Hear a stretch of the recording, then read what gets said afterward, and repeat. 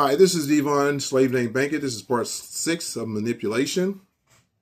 So, one of the things that I want you to think about, if someone in authority is going to treat you wrong, do you think that they'll treat you right? See, you don't think about that. You just buy into a lot. So, getting back on how they manipulate us. Long time ago, I remember cartoons and different things used to have an angel on one side and the devil on the other. And the devil would always try to tell you bad. The angel always tried to tell you good. Santa Claus was predicated on God. Everything was, all the cartoons we watch, and you hear it all the time, God, Jesus, God, God. And Sunday, Jesus everywhere. Church would be on television back in the day before the television went off. So they did a phenomenal job at propagandizing religion. So lo and behold, I'm going to teach you something about this devil and this angel on your shoulder. I'm going to ask you a question, and I want you to try to stop your brain from answering it, and I want you to not move your mouth. This is an experiment that I want you to do with me. Don't move your mouth and attempt to stop your brain from answering this question. So here's the question. What is your mother's first name? What happened?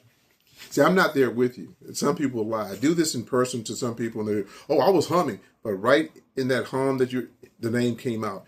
You can't stop your brain from answering any question. We have what is called a subconscious. Our subconscious will always tell us the right thing to do.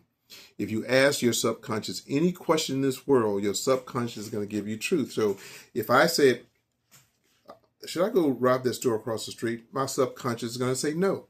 And I say, why? My subconscious is going to say, because you can go to jail or you can get killed. Now, truth, proof, facts, and evidence are the strongest concepts in the world, but there's 4 things that supersedes truth, proof, facts, and evidence: emotion, fear, ignorance, and stupidity. So I can override what y'all thought was a little angel on that side. I can override that voice that said no and say, man, but I really need some money. I did a video the other day. This brother came in, brother that I know, he's buying a car from me, and he lost his job, and he said he resulted to going back to selling drugs. He's already been to prison for doing it, but he said that's where he resulted back to. That's when we override what our subconscious tell us. There's not a Jesus, there's not a God, that's your subconscious, and everybody has a subconscious. Now, what's happening to the subconscious to our little children? You're not going to believe this, but it's documented and proven. The video games are numbing our children's brains from all of the crime that's taking place. The Caucasian man passed legislation that anybody can carry a gun now. So uneducated people who have short tempers and angry about life and everything, slavery and all this stuff that they carry all that with him. Well, now they're able to pack a gun. Back in the day, people would pull a gun on me and I would dare them to shoot me because I knew that they wouldn't. Today, these kids are shooting people like it's nothing. They don't know. Grand Theft Auto, where they're killing and robbing and running.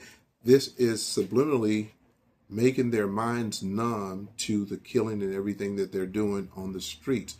The Caucasian man knew that they could take Steve Harvey, Cedric the Entertainer, Bernie Mac, and D.L. Hughley, and have them go around the world calling women the B word, calling their own people the N word, and this is what the promise they made to them. They said, if you go around and degrade your people, they didn't say these words, of course, but this is what their plan was, and make them laugh. You see, laughter is a part of it, is an emotion.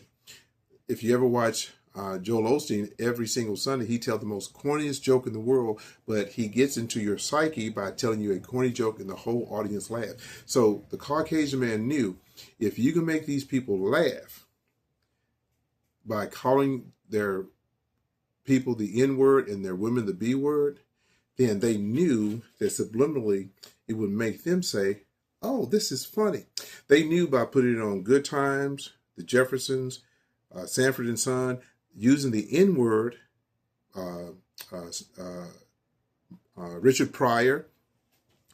They knew if they would take these people and perpetuate the concept. See, there used to be at the FCC, there are certain words that couldn't be used, but they knew long term the damage of putting celebrities on television using the N word will precipitate other people using it that hear it. So the manipulation and propaganda, listen, I only know 2 people in this whole planet that don't use the word N-word. One I know for a fact, one I may use it when they're not around me, but I think I know 2 people in this world that don't use it at all. But I'm talking about 70, 80-year-old people will say it easily, even after we've died, not to be called that. How do you manipulate people to do what someone has done to you without them doing it? Let's go to part 7.